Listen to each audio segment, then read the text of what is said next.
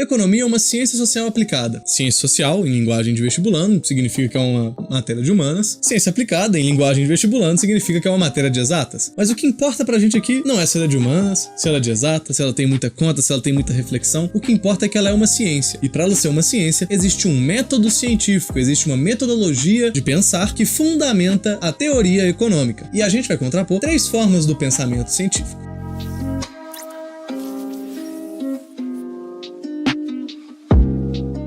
O empirismo e indutivismo, baseado nas ideias de Francis Bacon, vai dizer que você só atinge o conhecimento científico a partir da observação dos fatos, e que o observador é uma tábula rasa, ou seja, ele não emite juízo de valor acerca dos fatos que estão sendo observados. Podemos fazer uma analogia com o teorema de Pitágoras de que o quadrado da hipotenusa é igual à soma dos quadrados dos catetos. Para o empirismo, o teorema de Pitágoras seria um conhecimento verdadeiro se Pitágoras colhesse uma boa amostragem de triângulos e retângulos e o seu teorema fosse verdadeiro para todos. Bom, quando vamos utilizar empirismo em economia, a gente se depara com alguns problemas. O primeiro problema é denunciado por Bertrand Russell, através da anedota do peru indutivista. Basicamente, o peru indutivista era um peru que foi comprado por um pecuarista no começo do ano e foi rigorosamente alimentado durante o ano todo em um mesmo horário. Certo dia, ele foi novamente esperando ser alimentado de novo e era o dia de ação de graças. E ele foi servido, então, de ceia. A crítica aqui é que você não consegue fazer observações de séries temporais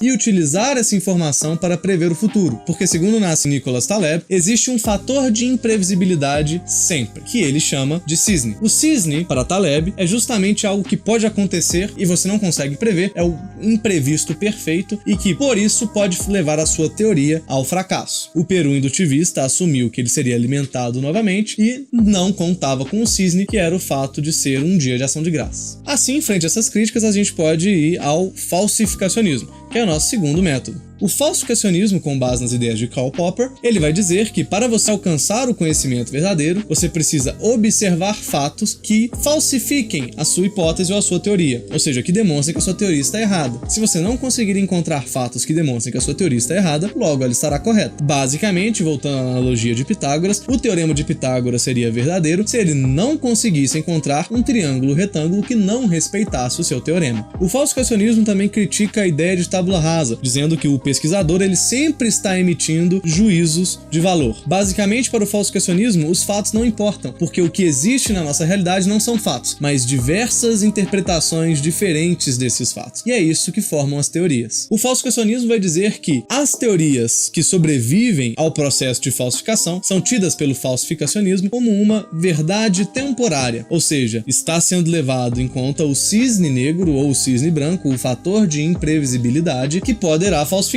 então essa teoria. Ou seja, o teorema de Pitágoras para o falsificacionismo seria uma verdade temporária, pois pode no futuro alguém conseguir desenvolver ou criar um triângulo retângulo que não respeite o teorema de Pitágoras. Mas com o falsificacionismo não teríamos um conhecimento concreto, tudo seria verdades temporárias e, para previsão de futuro, você não teria ferramentas ou informação suficiente. Tendo em vista essa questão, a gente então pode definir o terceiro método, que é o apriorismo ou dedutivismo. O apriorismo vai dizer que o teorema de Pitágoras ele estava certo não porque Pitágoras testou vários triângulos ou porque ele não conseguiu encontrar algum triângulo que não respeitasse seu teorema. O teorema de Pitágoras está correto porque ele é lógico, ou seja, ele é baseado em princípios corretos. Se ele é baseado em princípios corretos, se ele pode ser deduzido por lógica, todo triângulo retângulo por lógica também deve seguir o teorema de Pitágoras. Nesse sentido, a gente tem, por exemplo, o silogismo aristotélico. Todo homem é mortal, Sócrates é homem, logo Sócrates é mortal. E você não precisa testar isso na prática para saber que é verdade. Ou seja, segundo o apriorismo ou o dedutivismo, teorias são comprovadas já no âmbito teórico, quando são baseadas em princípios que são lógicos e verdadeiros, ou seja, são axiomas. Axiomas são verdades autoevidentes e não precisam e às vezes não podem ser demonstrados, mas podem ser deduzidos através da lógica. Para o apriorismo, que é baseado tudo em lógicas e deduções, se a observação dos fatos não respeita a teoria, ou a observação dos fatos foi errada e você colheu dados errados, ou o princípio ele não é lógico, logo não é verdadeiro. O apriorismo é a metodologia ideal para o conhecimento econômico, visto que se trabalha com séries temporais